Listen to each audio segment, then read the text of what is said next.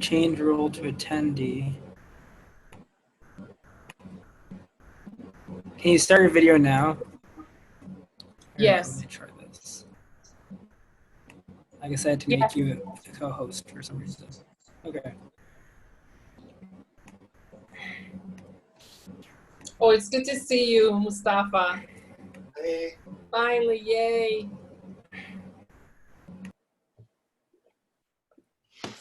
And I see Johanna. Great. So good to see you all.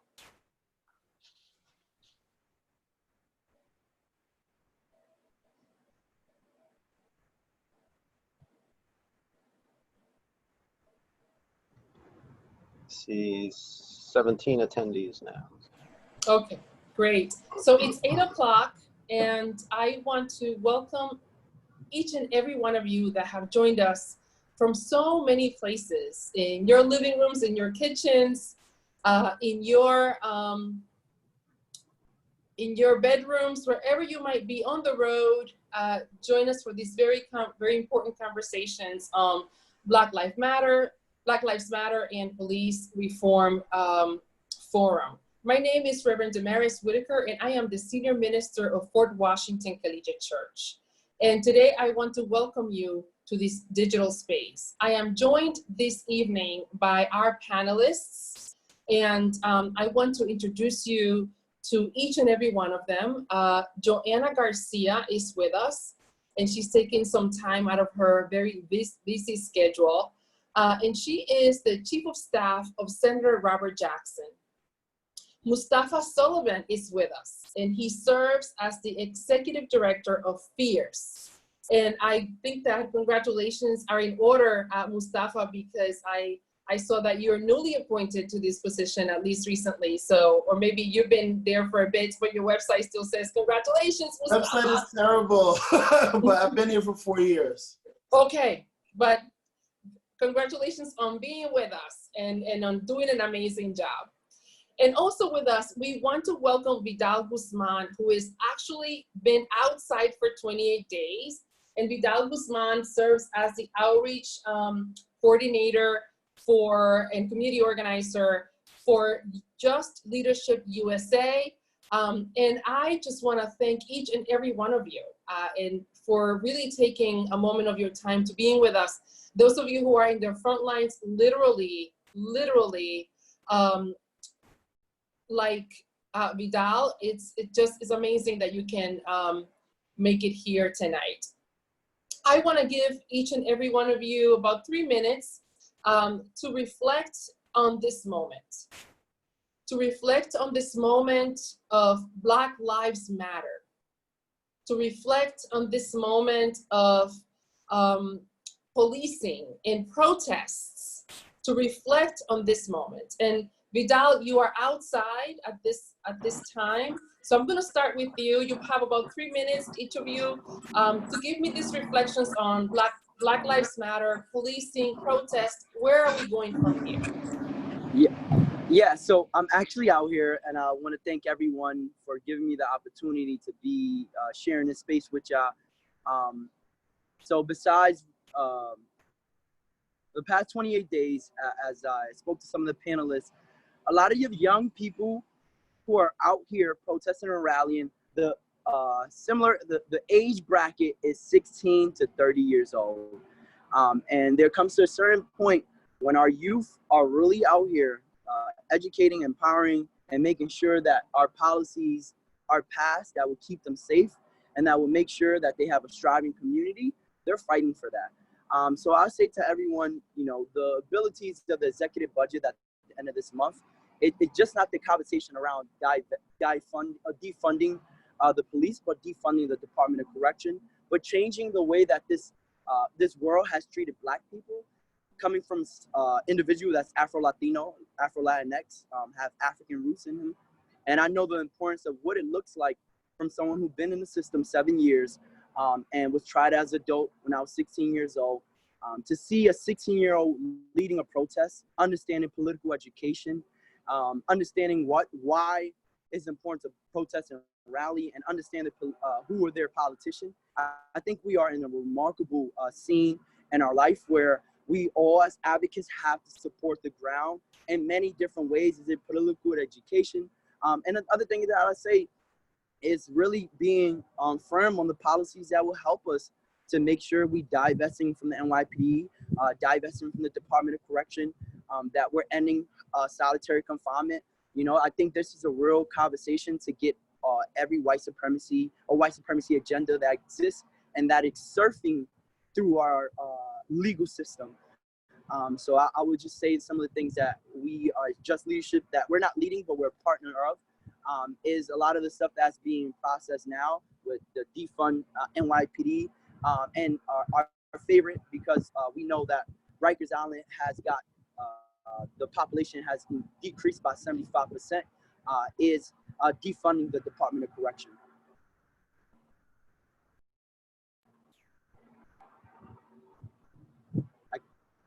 I can't hear you. Thank you. And I want to thank you for being with us and taking just this time in the middle of everything that you're doing outside for us to continue to be focused and be working on these goals. I'm going to continue on and ask Mustafa to chime in and to also reflect on this moment. Mustafa, you are also in the front lines in so many ways. And what is this moment to you in terms of Black Lives Matter, in terms of policing and protests and actions that we need to be taking? Thank you, Damaris, and thank you, Vidal, for talking about the young people, because Fierce is a 20-year-old organization. I've been an organizer for 20 years. So I actually was a member of Fierce when it began, and it began in a fight around not just ending police violence in the West Village against LGBTQ Black folks, trans folks, Black, queer and trans folks who are suffering from homelessness, from police violence, from stigma, right? Like people still get pushed out of their homes. Our organization started fighting gentrification in the West Village. Then we moved to the Bronx when we got kicked out of Manhattan. And so now what are we fighting in the Bronx? Police violence and gentrification, right? And I just want to be clear, Fierce is not an organization that just does protests or even just meet with elected officials. We particularly work with the most marginalized people, right? Folks who are homeless, who get pushed out of their homes. And we don't take sides with politicians. We don't work with politicians in a way that, you know, I see a lot of people saying, oh, we're so proud of Richie Torres. Well, guess what? Fierce tried to reach out to Richie Torres when we passed the Right to Know Act, and he didn't decide with the community. Fierce has, as an organization, has often seen elected officials talk about ending police brutality, but they refuse to support the Black, queer, and trans people in our own community.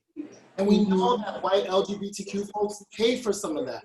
A lot of the reasons that Richie Torres won, let's be real, and I came here to be real, is that a lot of the white LGBTQ folks don't care about Black lives. They do it performatively. They talk about police violence, but then they paint rainbows on the police cars. That's not what Fierce is about. And we'll be marching this Sunday, as we march today, and as we've been marching this entire time. And not only that, but we know that the police who used all those protesters need to be prosecuted, and we will not stop until they actually defund the police. Not just this year. $1 billion is the beginning, but we need all of the resources to come back into our community and to match. Imagine if we had a school system that had $6 billion.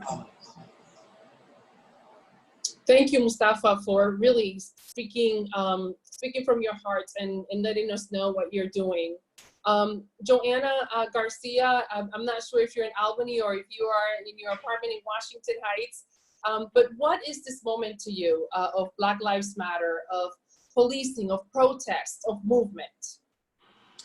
Hi, Reverend. I'm here in Washington Heights, where there is a lot of movement in regards to dealing with racism, as is being embodied right now in our NYPD law enforcement. And what it means to me is an intersection of so many experiences. I think that it's a long overdue revolution that we're going through. We are now more vocal about not being politely silent, because for too long we've been really a little too quiet about using the word racism so that others around us don't feel uncomfortable because they're not ready to have that conversation. And what we are seeing right now on a national level and local level is that we cannot afford to wait for others to be comfortable. We have sacrificed our Black and brown bodies for way too long in this system. And when I talk about intersections, I think about so many spaces that I walk through, and not just legislation and on the Albany level, but I look at what's going on, the conversations that are having on a local level in the city council, and how they're prioritizing funding, which I'll talk a little bit more about what it means when our legislators prioritize money in terms of what's important to them. But also as a mother of 3 children, I've been worried for a long time, since day one when my child was born, what it's going to mean for her to grow up. 2 girls and 1 boy. I still worry about my son and what it means when he wears a hoodie, or where he goes, or what time it is, or how will he be signaled as the first suspect, him and his peers. So this is a tremendous time in our history, and it is a moment of time where it doesn't matter what your skin color is, but tomorrow we'll ask you, where were you? What did you do? And did you persevere, or did you take 2 steps just for virtual signaling that you're part of the cause, that you're an ally, or did you stick it through? Because I know many people are tired and are gonna get tired, but we've been walking through these in these shoes for a very long time. We have no choice but to be on this road. Thank you, all of you. I'm going to go ahead and start with a question for Vidal, who again is out there. If you're just joining us, he is out there protesting on the street, have been there for 28 days. And my first question for him is, what are some of the most pressing legislative, judicial, and policing reforms needed right now to achieve racial justice in policing? What campaigns have been built around them, or what campaigns are being built around them right now? And how can people get involved?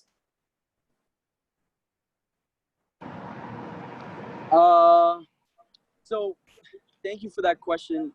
I think we're slowly are following CPR on when it comes to police accountabilities. The reason why, because they've been leading this fight for a long time when it comes to the conversation around how do we keep police officers accountable. So when it comes to the leadership of what is next, I am saying to a lot of people, please follow CPR, who has been working on Repeal 58 for years and years, and the SAFE Act NY that just recently passed. And I just say to a lot of people, keep calling the governor's office, keep making sure that every policy that's included to make a better justice system is conversated about. So I would just say the most that I would say is just basically follow our partners, CPR, who has been leading the police accountabilities for years. And, you know, I'm just so honored to see their hard work of years of saying that it was time for the city to open police officers' records, and to now see that, especially from someone who has just been through the system, but have been harassed and been a part of police, part of the stop and frisk era, and also caught a settlement in 2015 when I came home from prison against the NYPD because of quotas and because of cases that they was put against me and that I beat.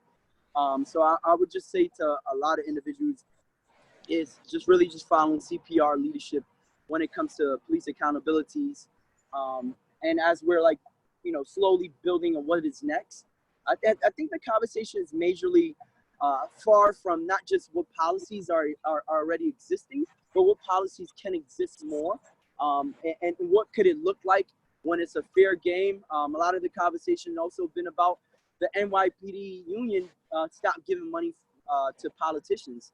You know, that's been a real vocal conversation that a lot of young people out here have been saying, because they know that it's not a fair game when your politician who represents your community is paid by the NYPD union. So, you know, it comes to a certain point. We also got to remember, out of the 13 out of the 51 council members, only 13 council members says yes to $1 billion cut. So I think the conversation is what policies do we need to create? I don't think we are in that conversation. I think the conversation right now is like, what do we need to do right now? And I think it's like, as the panelist has been vocally saying, as we're picking up the conversation around, ending white supremacy in all different systems, I think the conversation become how far and what do we need to do in a week ahead, because the executive budget is right around the corner. And I would say to every single person is to know who your politician is and call them at 8:30 in the morning and at 10 o'clock at night and leave a voicemail, because for real, we're fighting for a future for our kids. And like, I'm really out here every single day and just figuring out and having conversation with a lot of young people. And then also the first week that I was actually out here, I got pepper spray. I actually keep a vest on me just in case of in case police chase me, my phone fall out. And this is scary. If I'm saying this as a man who's 29 years old and a kid who's 16 years old is putting up his goggles and having water and having long sleeves and and out there protesting and rallying and willing to give his whole life or whatever it means necessary for him to protest and rally, even if it means bumping heads with police, that has to stop, because there's been a peaceful protest forever. And I think there has to be a real serious conversation around our youth and what they're asking for. And yeah, I'll just say that. Mm-hmm. Thank you. Thank you. And I want to ask Johanna and Mustafa to also chime in. What are some of the most pressing legislative, judicial, policing reforms that right now we need to be working toward, so that we can build campaigns around them and that people can get involved? One thing, just want to be clear that I'm a proud member of Communities for Police Reform. Fierce as an organization has been involved in all the legislation and continues to fight for the $1 billion that needs to come out of the budget in the next budget that the mayor passes. One, we have to keep the pressure on, right? Because at this point, we know that the mayor and many elected officials are starting to spin danger, right? In the beginning of this whole crisis, the first thing you heard about was looting. We still have not been explained what happened with the curfew. Why was the curfew so violent? Why did they arrest essential workers, young people, women, pregnant women, children, beat them up, pepper sprayed? We have not gotten an explanation about that, folks. And yet we have Mayor de Blasio and Cuomo acting like we're all friends. And we're like, oh, let's go yell at those people with COVID. Let's go yell at Trump. We have not forgotten that. We also have not forgotten the elected officials who sold us out. Many elected officials take money from the Police Benevolence Association. You can look it up. And many in the Bronx will talk about police brutality, like I said again, Richie Torres, and yet directly, someone that I know, I am an organizer in the Bronx for 20 years. I knew Richie Torres before he got elected. It is not just violent to disregard what many people in the community who know him asked him to do for police, but you're disregarding the mothers, the families of people who died so that you can get into office. And we're supposed to accept LGBTQ folks who are just like, well, let's just get rid of Diaz Jr. Ironically, when it came time to stand with Abel Cedeno, that young kid who was bullied in a school in the Bronx, and the school system decided that they were gonna lynch him, literally, the Bronx DA literally did not even bring up teachers in the school. The mayor himself went to the schools and told them directly, do not speak. We know that is true. The Bronx DA, however, also doesn't give a fuck about, excuse my language, trans women either, because Layleen Polanco died in Rikers, and the Bronx DA said there's no problem. The Bronx DA also has to go. Because if they're gonna talk about they care about Black lives, they can't allow people to die in prison or allow them to be set up for defending themselves in school. Abel is still in jail right now. What did Richie Torres do? Nothing. But yet he's a friend of the Black LGBTQ community. Abel's in his district. I'm in his district. Fierce right now in his district. Well, I guess we're over in Cabrera's district, which is a whole nother conversation. But this is what I'm saying, y'all. It's not enough for elected officials to say that Black Lives Matter. Show up for the Black lives, both the people who die and who are alive in your own community. I think you're on mute. Thank you. Thank you so much. And Johanna, I'm going to follow up with you in the same question. What should we be working toward right now? Well, we were successful thanks in large part to advocates like Vidal and Mustafa in repealing 50A. We had a huge margin. We were able to really bring unity behind that issue and move the Senate and the Assembly to repeal 50A. There's a lot of work still to be done. It was mentioned earlier, solitary confinement is inhumane. It treats those that are incarcerated as subhuman, and we're not really paying enough attention to what's going on there. There is a lot going on in the city council level, and I'm just going to switch because we are right now in that season. June 30th is the deadline for there to be a budget pass on the city level, an agreement between the city council and the mayor's office. And where they put their money literally is going to signal what is a priority for our city electeds. And that's why the whole defunding NYPD is really important. But we have to look at not just from a deficiency model, but where are we putting our money in? Not just like take away from somewhere, but you got to pour it in somewhere to build up the systems that have been racialized, neglected, marginalized for so long. And Mustafa alluded to it a great deal in talking about in the Bronx. That was the system failing our youth. Right now, our system is failing our youth. Right now, our education system is set up to really perpetuate the school to prison pipeline, an education system where the majority of students are Black and brown. And if it was reversed, it would be totally different. That's why it's not something you see set up in the suburbs or other areas where the majority are white students. So when we look at legislation, there's a lot of legislation that was still left, I would say, on the floor on the state level. Right now, Senator Robert Jackson has 2 pending bills. Hawk solitary is a big, important one that we do have to pay attention to. But then there's also the immunity bill. Right now, officers have immunity in terms of being tried for crimes, and that's something we have to take away. And also there is the blue code, where we've had instances where you have good-minded officers who want to do the right thing and interfere when they see police brutality, and they are stopped and they're threatened with being ostracized. So we want to make sure that we change the culture, but it's easier said than done because the police union is very powerful. And again, it goes back to money. They pour money into candidates, and that has an undue influence on what our elected officials and candidates speaking up for. Johanna, can you, we had a question from one of our participants, and that is, can you speak a little bit more about what is 58? What does repeal 58 50A really entail? They want to know a little bit more. 50A was put in place to shield the public from knowing what the officers' records are. If you, in hearing about 58, we've heard a resurgence of something that has existed for a while, but no one was paying attention to, and that's the CCRB, which is a local way where if you have a complaint about police brutality, misconduct, you go to the CCRB. But that really wasn't in play because it's really doesn't have enough power, and that has to be re-engineered also.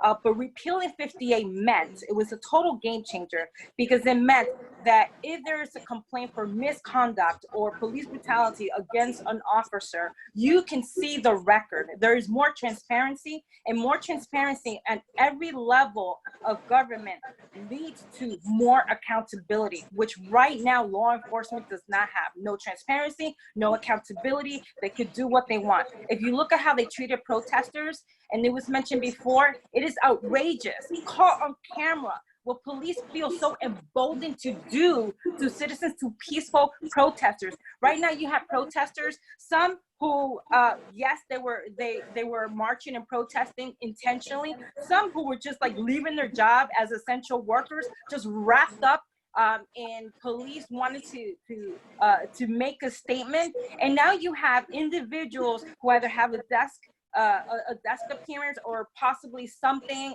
on the record. And it was said before, saying that some officers did not act properly is nowhere enough. The mayor has to blanketly say that the way that the curfew was handled, first of all, the curfew was hands down racist when it comes to New York City and really addressing what was going on. But it really emboldened our NYPD to treat citizens in a more racial way, which is outrageous right after what occurred with George Floyd. So that's a long answer, but 50A is a way to uncover NYPD officers across the state, not just New York City, record, and give them, have them be more accountable to the public for their behavior. Thank you. And I think, Johanna, you've answered the next question, which is what does defund mean to you, and what is the vision behind these changes, and how can people get involved if they support them? But I want to talk, I'm going to give Mustafa an opportunity to answer as well. What does defund mean to you, and how can people get involved? What's the vision behind defunding the police to you, Mustafa? I think it's paying for the things that have already been defunded, right? Summer youth employment has been defunded. We've never talked about a youth jobs program for young people over the year, right? We've never talked about that. You know, they're about to put young people back in schools, not without a cure for COVID. Is that why? More importantly, do they actually have the capacity in these buildings for all the kids, right? For them not to be overcrowded. You know, is that really gonna happen? Is the mayor gonna, you know, reform, meaning just present programs that he's already doing and saying, oh, I changed the budget? Or is he actually gonna meaningfully invest in more, one of the things we fight for is more transitional living, right? Not just shelters, because we know shelters ain't it, that's not enough. We need people who actually can get out of the shelter system. Majority of our members are homeless and they need support to actually get out of that situation. And the only way they're gonna do that is with the job. And given the way the economy is and the mayor is suggesting that they're gonna lay off 22,000 workers, we need a better plan. We need to and this is why we're taking money away, or we need them to take money away, which the mayor still has not really committed to, right? And if you really listen to what the mayor's talking about, he's talking about shifting money all over the place. He literally is disagreeing with the commissioner, Shea, about taking cops out of schools. These kids saw the violence. If you have a 4-year-old or a 3-year-old, they have the capacity to get on the phone. They could use the phones better than me. That means they saw somebody that was black and brown, that was older than them, that, like Vidal said, was young, get hit upside the head, get brutalized. I know because I was there. I saw people both coming out of prison, and I've been working with people who've been in the ground this entire time. Do I always go out? No. I'm at risk. I have my own issues with COVID and all those different things, but I definitely, from the very beginning, I've been supporting young people. And when I'm asked to go out, I do go out and I keep myself safe. But during that curfew, it was dangerous. It was scary. People were not out. It felt like 1940s. It felt like we went back to 1920s. That's how dangerous it was. They were sweeping up lawyers and essential workers. And we still have not accounted for that. And we're acting like we just turned the page, and Cuomo is acting like he wasn't a part of it also. Thank you. Vidal, I want to pose the last question to you, because you are actually in this protest space. And I want you to talk to us a little bit about what is the significance of this protest moment for you, both for you personally, for the directly affected communities and society at large, and what are the demands coming from the streets right now? So how can the general public answer these demands? So I think the part is, so I'm actually down here. It is so crowded. It's like 300, 400 people right next to City Hall. And maybe, you know, when we got the time, I could show the whole crowd. Because right now it is beyond the point where how much the city actually want this. I just walked by them. It was 400, 500 people, but I want to throw that out there. I think the other part about it is that last year, the Close Rikers Island campaign, I've been a part of the Close Rikers Island campaign since it first started. And we actually created a built community platform approximately 2.5 years ago, and went to all 8 communities that have been impacted by mass incarceration, and started asking some hard conversations. What would it take for your community to strive, be successful, and push itself to further itself at being established community and having everything that is needed? And when we created the Build Community platform, it talks about every single thing that someone who been through a system is going through a system, or before they even get to the system. And it talks about real investments. So when I hear the defund and where the money can go and where the money can look like, I think about the after school programs that I grew up in and that went missing all the time. Because the older I started getting, the more after schools that started missing. Our abilities, our books was outdated. Every year, we're underfunded 20 million in New York State school system, but we have money to give to police officers. So I would say there is platforms that exist that will fall and that will help communities.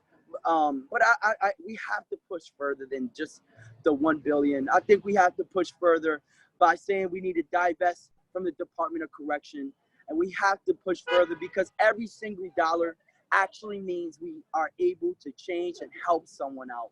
And I think we're out here fighting for our life.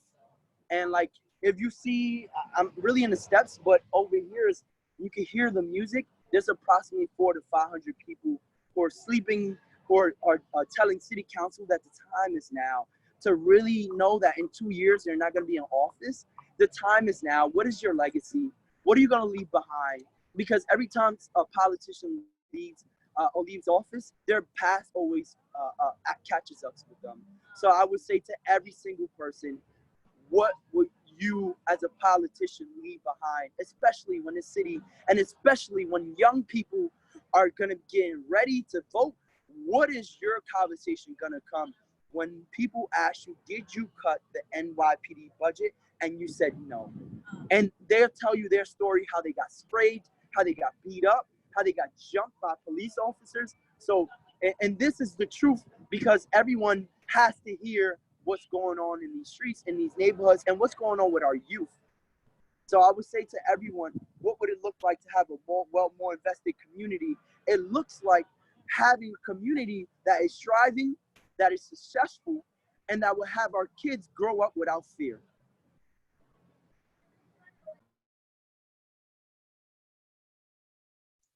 You're on mute. I want to thank you so much, Vidal. That was beautiful. A beautiful note to end with and transition into our Q&A. But I want to invite our panelists to continue to challenge us in telling us, how can the general public, how can churches, how can people who have never been out there and don't even know what a protest look like, can they get behind these demands, right? Some people say, I wish I could protest. I cannot. I'm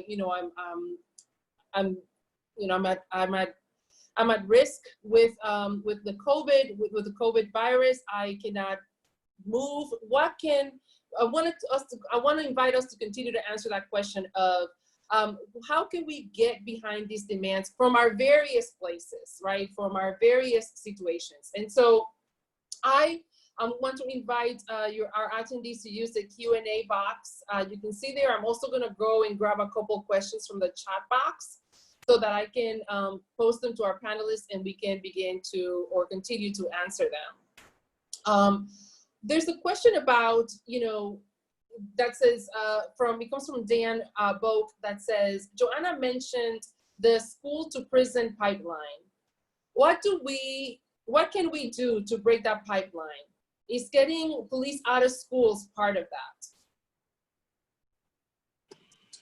that? Yes, it is. Our schools are riddled with metal detectors. Our schools should actually be riddled with more guidance counselors and social workers and restorative justice practices.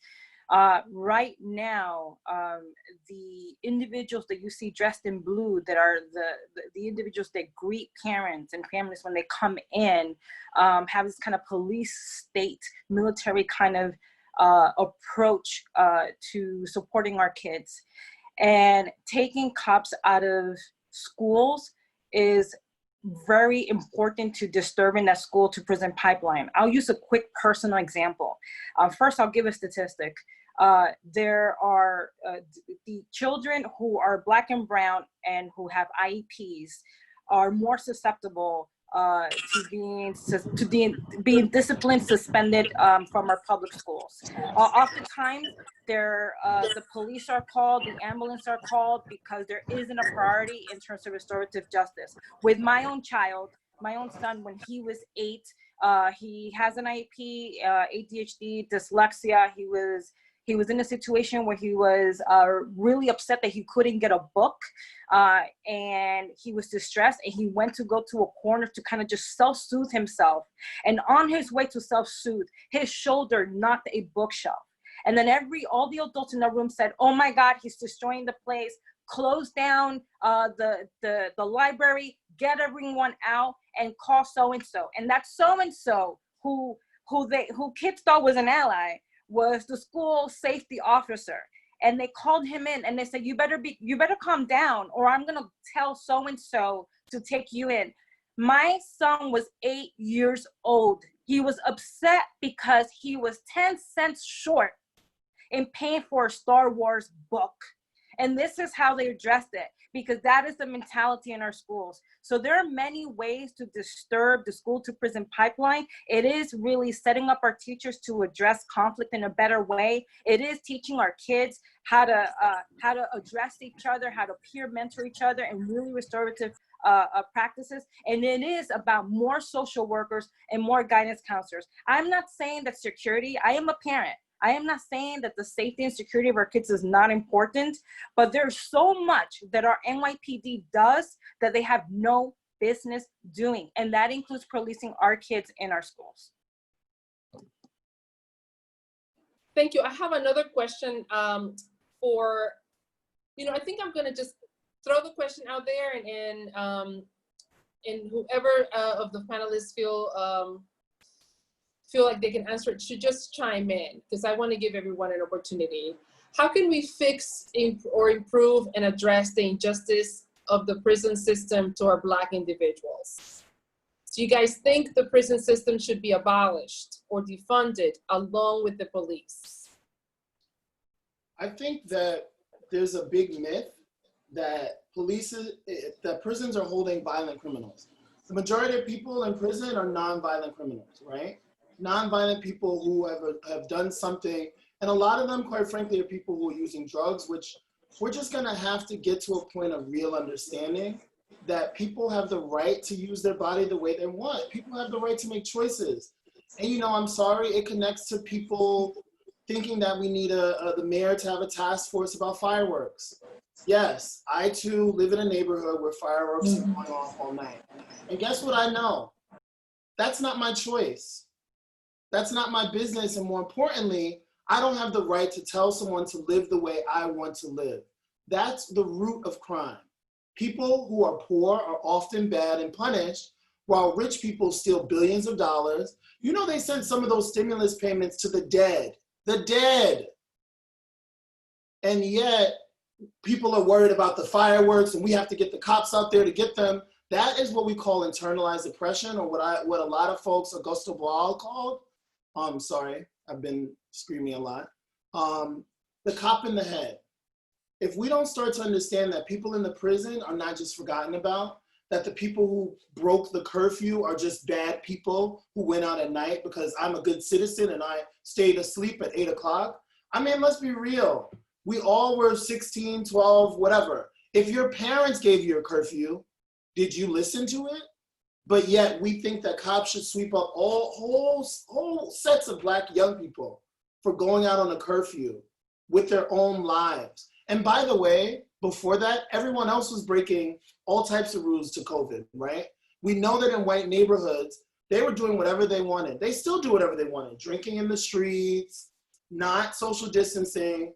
But when we do it in our communities, the cops show up to sweep us up because there's money in that. And we have to understand that the criminal justice system is about paying those judges, paying those cops, paying those clerks. People are gonna have to go to desk appearance tickets, and we're probably gonna erase those tickets, but guess what's gonna stay? It's going to stay on their record so the cops can track them and they can keep people in the system.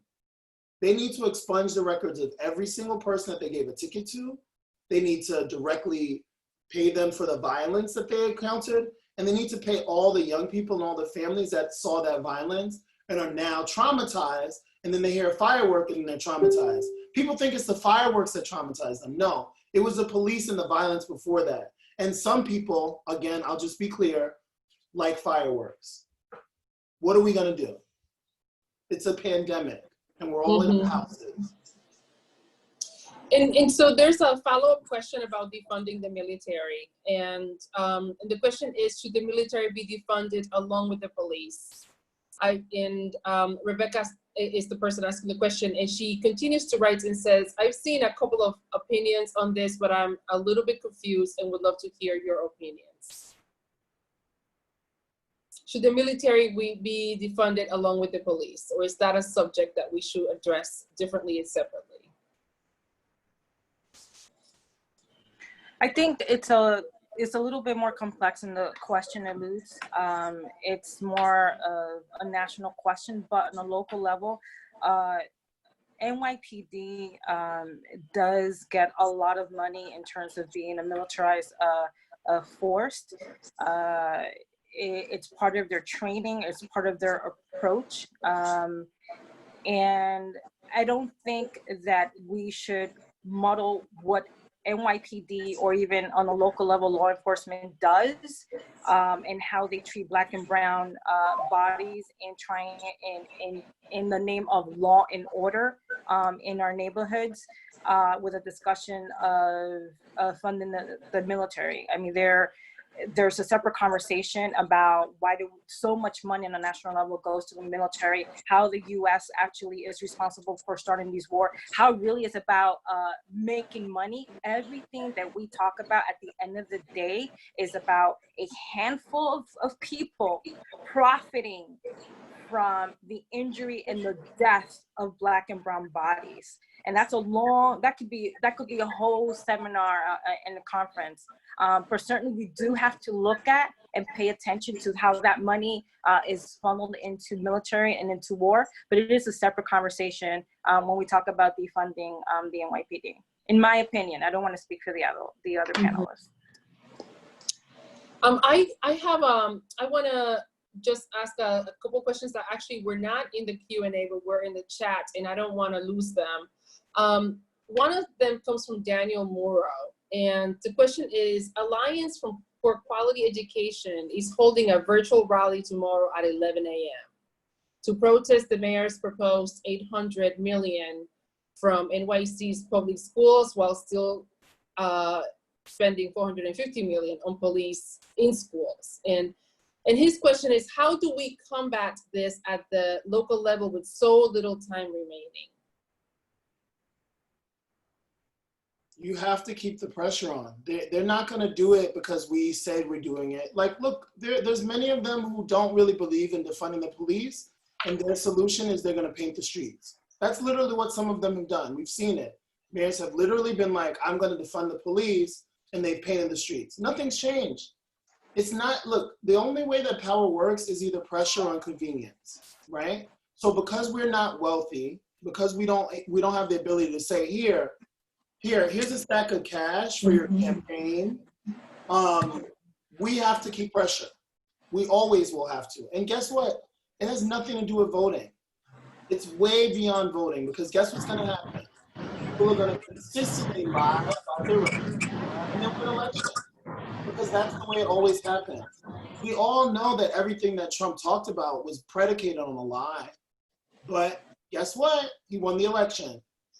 So if we think change is about elections, then we'll always lose. Because we'll always be disappointed, and we'll just focus on voting and thinking that this system, and not really understanding it's broken. It's broken beyond repair. Indeed. Can I add to? Yes, please, go ahead, Joanna. Real quick. So Alliance for Quality Education, AQE, has been doing a lot of work in making sure that we bring our schools to where it should be in terms of equity in funding, mental health support, and all the things that we talked about in terms of disturbing and just stopping the school to prison pipeline. And what we can do if, first of all, show up at that virtual rally tomorrow from wherever we are. That's number one, supporting our organizations, grassroots that are doing that work and that are outside. But calling even our speaker, Corin Johnson of the City Council, who is negotiating the budget with the mayor's office. He's doing it in tangent with other chairs and leaders of the City Council, but it is his office who's leading that conversation. It is his office who can be that counterpoint to whatever the mayor is proposing. That is the role of the City Council, to counter what the mayor is saying, to be a counterbalance to that. And we have enough time. Today is Tuesday. The budget doesn't have to legally have to be voted upon until the 30th. You call the speaker's office and you say that you support AQE's proposal every single day. And Vidal also is doing the work right now, being out there and making sure that those city council members don't forget that these are real people. We're not a number. We're on some kind of page. We're not an abstract thought. We are real people that are being impacted by this every single day. And I want to thank Vidal for being out there for all of us. Thank you, Vidal. I have one question from Caleb, and that is, when do you think it is appropriate for the police to intervene in a situation when 911 is called? If so, when should those other methods be used? Sorry, this is too vague. And Caleb is one of our youth. I just want to say to those that don't know, who's very involved in our social justice task force. He just wants us to really talk a little bit about what should the perimeters of a 911 call be, and what are other methods should be used when those perimeters are not, when the call is beyond those perimeters. We have to do a better job in our own communities of talking about how we protect each other, right? So for example, I'm of a huge family and community. We don't call the police, we call each other, right? Many times, the reason why people get killed by police is it's during someone's mental health episode. Someone wants to hurt themselves or hurt others. They're having a breakdown and people don't know what to do, so they call the police to help, and then someone gets killed, right? And so part of the reason that happens is we have to learn about mental health. We have to understand that it's perfectly normal for people to have breakdowns, depression, schizophrenia, and also that there's a way that we can do community care for each other. I know because I do healing work. I do community healing circles. I work on myself, and I also work to bring other people in integrity and community, but that requires me to actually learn about people, to listen to their stories, and also to understand that just because someone is having an episode, that doesn't mean that they deserve force, to be thrown down, to be dragged to a mental institution, all those different things. Sometimes people just need to be listened to. Sometimes people just need to walk with a friend. And unfortunately, we're scared of people in our own community. The reason why folks, again, going back to the fireworks, because it is, I know, a ploy by the mayor to get more police out there. We could probably just talk to our neighbors and have conversations to actually end a lot of it. Because again, I know a lot of people out there are like, oh, it's definitely the police. I would say it's people that are bored, who maybe want to have a conversation with their neighbors about how they can do stuff together. But we've broken neighborhoods. We don't really talk to each other. We don't know each other. And that's the reason why police comes in and take over. Can I add something to that? Yes, please. And then the next question is for you, Vidal, so don't go away. Go ahead. Yeah. So I think we, as a country, we have been so comfortable with, or not us, but some individuals have been so comfortable with punishment than healing. I think it's time for us as a country, as a city, to understand the importance of healing than punishment. Right? Because a lot of times when we call 911, it might be different for people in my neighborhood when they call 911 than another neighborhood who's a white neighborhood, and when they call 911, it's a different call. You know what I'm saying? From my opinion, you know what I'm saying? Because I had the interaction when 911 get called. How would that actually mean? for someone in my neighborhood, when someone is calls 911, they're already, even if they didn't do anything, they're in fear that they're already going to be incarcerated. So I would say there's so many different layers of what we could have done, and it comes from investing in these communities so we don't have to need 911 to call for mental health. You know what I'm saying? So we don't have to need 911 to call for youth who are misled or their role models was my role model, drug dealers, pimps, and gang members. Maybe, you know what I'm saying, how do we call, individuals that are needed and can meet the quality and the basic needs of people? So I would just say that as a country, we just need to start pushing away from 911 and start building conversation around community, around safety, investments, and what does it look like for our community to work together to police our own community. Because we already did that. We already did it before. And I grew up in an era where our elders policed our own community by G-checking us. When I say G-check, checking on us and saying, what are you doing? So I think it's time for us to bring that back. And I think what I'm seeing now in this city, in this country, with all people from all different races together, I think that conversation can be had. I think that conversation is being had. And I think the world's ready for a world that is dealt more healing than punishment. And 911 is a fear, and it's a fear and punishment to some people in my neighborhood, even if they don't do anything. So I think it's time for us as a city to step up and do the right thing and invest and fight for investments. So we have to stop calling 911, and then sooner or later, we'll be calling ourselves. So, I have to say what the advocate's been saying, because what they said really gave me joy. And it's true. It's true. We can see a world where police are not existing, where we actually are accountable, where our community are invested, where we're having people getting the mental health that they need, where they have the resources they need. When someone is coming home, they actually get to meet everything they have to meet. So I would just say there is that possibilities, and we are prepared to see it. Mm-hmm. So Vidal, I have a question for you. And this question comes from AJ Ailey, who is the producer of the movie Walking and Traveling While Black, and he is in the West Coast. So we're so honored that he is here with us. And AJ wants to know, do you have a strong support team, like a personal advisory board? In what ways can those of us who are not able to protest as much for health reasons can empower you? Call your city council every single hour. But I think that the question is about supporting those who are in the front lines. I know that we have to call city council. I know we have to protest. I know we have to take these steps. But his question is, what about do you have a strong support team, you, Vidal? Yeah, like a advisory board? Yeah, I can support this.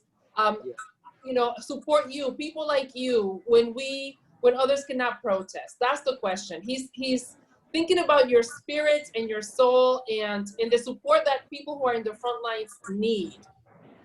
Yeah, I think we have to be truthful and have some hard conversation with people. That is the moment where, as a community, we get to build community. And I'll say to everyone out there, like, the help that we actually need is just, being able to have hard conversations with each other, being able to listen to each other, and like, I get it, I have to go back to it. It's not just about like calling your city council. It's about understanding policies and what policies are existing. Because as people, especially like people of color, we know that policies can become an invisible threat, and that policies can be created to divide us, belittle us. So I'll tell people it's not just about what's going on now. It's about how do we prepare tomorrow and the next day after that, and how do we prepare the hard conversation between all of us to keep pushing further the conversation around freedom, liberty, and the pursuit of happiness. Because if that is the definition of this country, then as people of color, we have not seen that. So I would say to everyone that our conversation has to be around, what do we look at freedom, and how does freedom actually feels like? And And So for a lot of people, just keep having them hard conversation. That's so Vidal, I'm gonna stop you there because I have another question, a follow-up question, and that's also for you. And that is, how can we help you specifically, you, so that you have the tools you need to do what you need to do? So yeah, I'm actually out here not representing just leadership. So I'm out here actually by myself. I'm not by myself as an individual organizers. I'm around everyone around me. And I would just kind of say, like, a lot of us, it's just in need of water, of need of like people, you know, snacks and stuff like that, you know, of prayers, of just, you know, people having conversations. I would just say to anyone out there, you know, like, you know, people are out here on their own time and want to see change. And like, you know, I think this has been really hard for all of us as a country, as a person of color, as an Afro-Latinx, as a Black man, a brown man, you know, really marching and rallying every single day, talking to people. I would just say for everyone out there, especially people who are in the religious department, just pray, vote, talk about it, have hard conversations, be prepared when we get back to normal, that let's not get back to normal. So I would say to everyone out there, as you know, please keep your prayers, keep your actions with us as we're out here late night, just giving it our all, and losing our voices, walking into our feet hurts, speaking till we lose our voices. So I would just say for every single person out there, you know, coming from a person who's been through the system my whole life, and you know, and I'm now finally off the system. I've been off of gang parole for the past 6 months, and I just want to say, like, you know, being where I am now, and then being 5.5 years ago when I was in the system, being where I am now, I'm just honored. Not because I'm here, I'm just honored to be alive, and I'm honored to serve the people as much as possible. Thank you. That is beautiful. And I just want to, Vidal, I just want to say to you that for Washington Collegiate Church commits to provide funding for snacks and water for those who are on the front lines through those that's good. We are not going to leave you out there without water and snacks and support. So we commit to provide funding to Just Leadership USA so that you can have snacks and water and you can continue to do this, because we are with you every step of the way. Friends, sorry, I'm not representing Just Leadership in this position. No, I know that, but you know, someone's got to hold the check, and so they have a 501c3. So I'm gonna empower them to give you some snacks and water, and you and I can talk offline.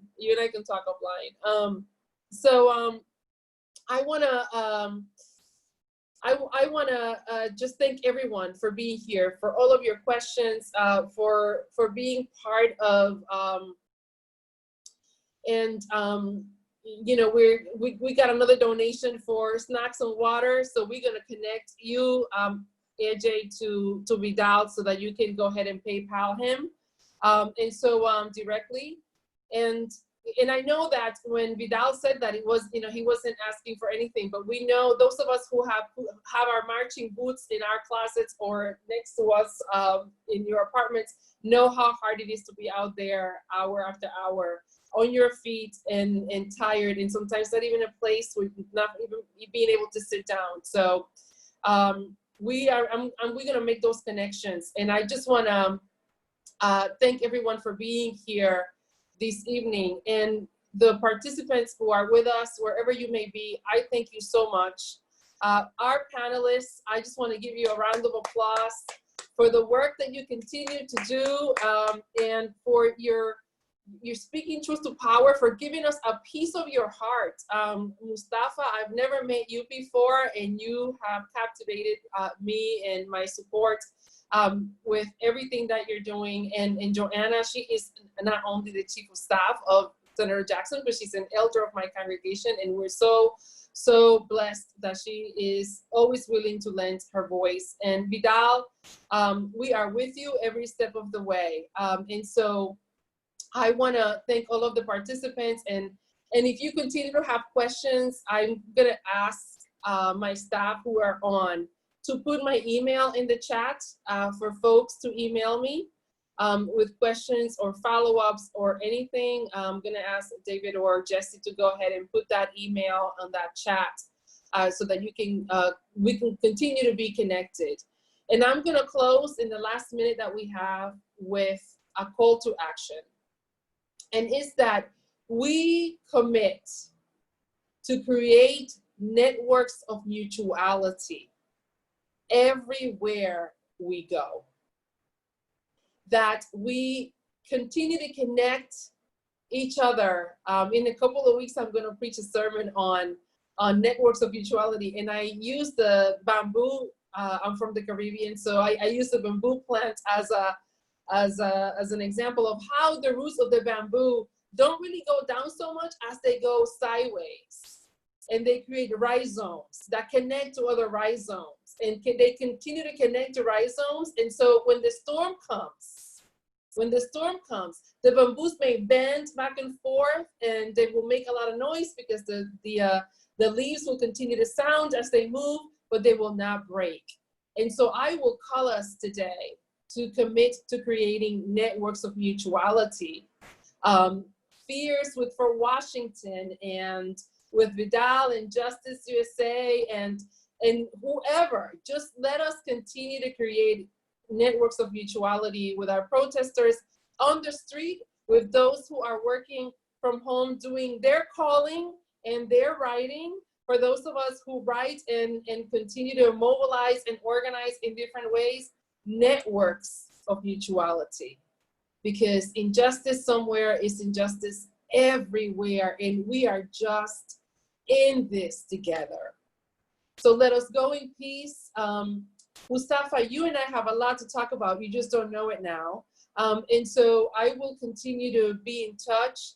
And I want to thank you all.